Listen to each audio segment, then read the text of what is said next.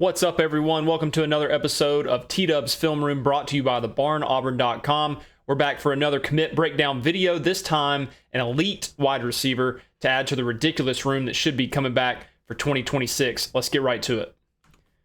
All right, so right down here, Jase Matthews. Okay, so 6'2", 180 listed. This is the industry, rivals kind of industry ranking. So you see Tristan Keys, C.D. Morgan, some guys we've heard of, obviously. If we click on his profile, we can see Rivals likes him the most right now. He's the 17th player nationally. So obviously if that holds, we're talking about a five-star kid. 247 ESPN see it a little differently.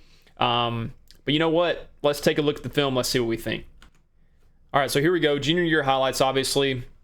There's a couple of things that stand out to me. We'll watch a couple of these things here. So here he is, just finding a little slot space in the zone there. Kind of an OTB or a little hitch route, whatever you want to call it, spot pattern. Obviously he's got speed. All right. You like his size. You can kind of see that 6'2", 180 listed. Kind of rewind that release there. Super quick. There's a couple of things that to me make him an elite prospect, not just like, hey, this is a really good pickup. That's one right there. So let's rewind that. All right. That one-handed catch, contested catchability. I love like the reaction. See this guy right here? Just losing his mind. He's 6'2", 180, and we'll get to the comps in a second. He reminds me of, in the Saban era, definitely as we started getting into like the Lane Kiffin era and obviously the Sarkisian era, when they really started developing their offensive like power. A lot of their guys were built, height, weight were all the same. They had length, but they were generally 6 foot to 6'1", maybe 6'1.5", 180-ish pounds, 190, something like that. And they were all kind of built the same way. If we think about like Ridley, Jerry Jeudy, Devonta Smith, a lot of these guys, they were just built the same way. And we watch one of these things here. This is another thing. Who does that look like right there? Now look, Ryan Williams is not a friend to Auburn at this point, but some of the things that Ryan Williams can do on the football field that are so different than a lot of other people are things like that, like body control. All right. And then even catches like this, like Ryan Williams does do a really good job of, finishing plays and making ridiculous catches, contested catches, acrobatic catches, body control, catching the ball when guys are all over him. That's who he reminds me of, or people like that. And we'll get to the comp in a second, the specific comp. I think he has good speed. I don't think he's going to run like a 4.3 or anything like that. That's just based on what I see like on grass. But obviously he's got good enough speed to make big plays. That's all you need. If you can run a post, get leverage on a guy, finish for a touchdown. If you can, make a couple of moves and then, don't let somebody catch you.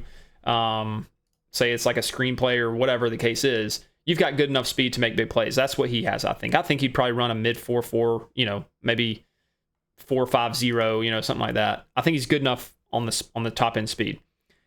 I think he runs really good routes, and I think he attacks defensive backs' leverage really well already with his junior year tape. And then all the other stuff, again, like the release work, again, some of that kind of stuff, but downfield ball tracking, making contested acrobatic catches. Look at this. Laying out completely, making the catch. These are things that like you just don't, these are special things. You do not always see receivers that have all the prerequisite things like good enough length, good enough size, good enough speed, making these type of catches. He's making all kind of different catches. And then once the ball is in his hands, we saw it earlier, he's able to do a ton of things. I mean, look at that. That was obvious pass interference. Guys, pulling all over him. He's able to, once he gets the ball in his hands, he's able to make plays as well. All right. Body control, balance, breaking tackles, agility, be able to juke people, stuff like that. The release work there, you saw that again.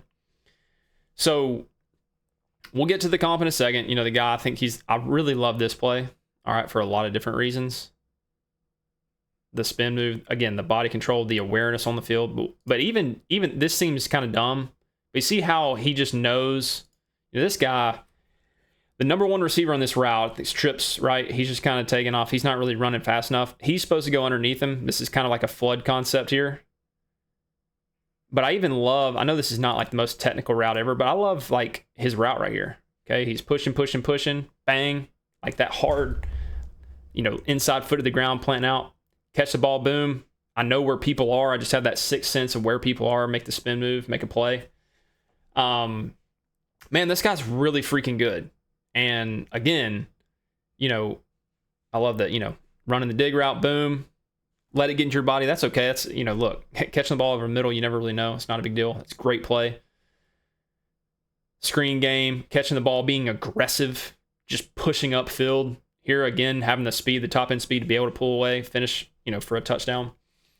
So I love this kid. I think he absolutely should be a 5-star. No question about it. I really love Tristan Keys, Cedarian Morgan, but I would pick this guy. I'm not being a Barner. I would pick this guy. If I had to choose between Jase Matthews and Cedarian Morgan, I would pick Jase Matthews because a lot of the things we've talked about with like CD Morgan and even Kentrell White from Georgia, when you have the body type of Cedarian Morgan, obviously it's great, right? Basketball player, 6'5", 220, whatever it is, runs fast enough, is able to be, out physical people. But you don't always have the separation. You don't always have like the receiver things that can really help you. This guy is a pure wide receiver. He can play anywhere. He can play in the boundary as an X. He can play in the slot. He can play out wide at the Z. He's got good enough speed for that, I think. And he runs really good routes already. He's helping in the return game here. Who knows if he'd help with that. But I love this kid. Let's get to the comp, and let's see what you think about that. All right, so here's my comp. We talked about, he reminded me of that build, that body type of that kind of Saban era group that came, toward the end, I guess, of his tenure. But 6'1", 177 coming out of high school, 5-star on Rivals, and I guess like he was close enough. I mean, he was a 5-star, 19 nationally ranked, number 3 receiver. So, very, very highly rated coming out of high school. And really, I was looking at these highlights.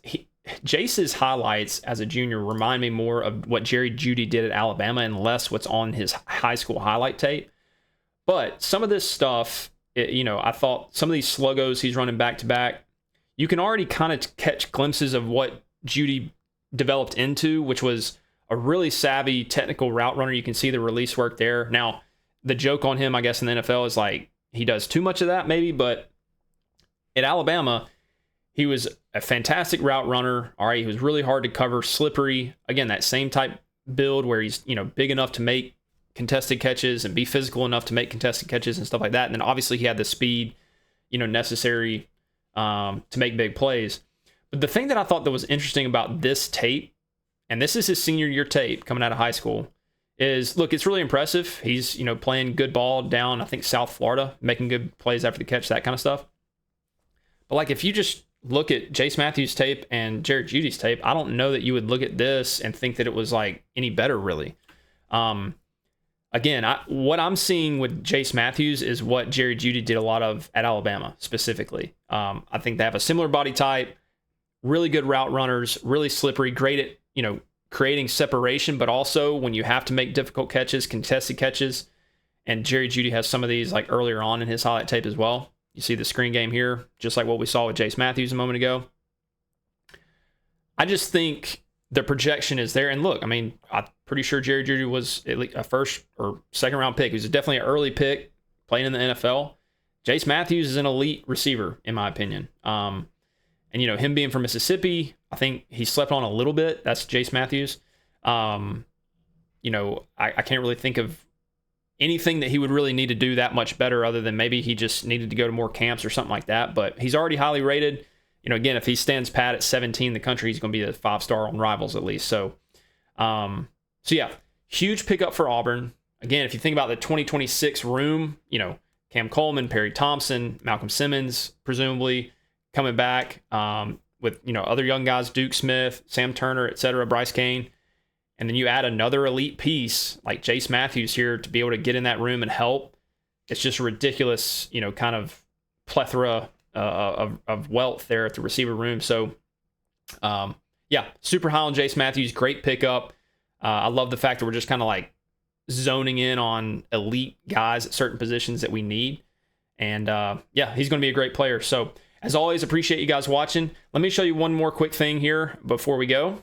All right, again, just here at the end, row back, type in barn 20, get 20% off. You can see a lot of the different things that they have. I know I've showed you guys some of the Auburn specific apparel, but you can see they got a lot of different stuff. So yeah, go to row back, type in barn 20, get 20% off. As always, I appreciate you guys watching. We should have some more good news pretty soon, hopefully. And obviously we have fall camp coming up and then the season launching. So we're going to do a lot of breakdown videos once the season actually starts and we have some gameplay to look at. So super excited about all that content, but always keep it, locked on the barnauburn.com, T-Dubs Film Room. I'll see you guys next time.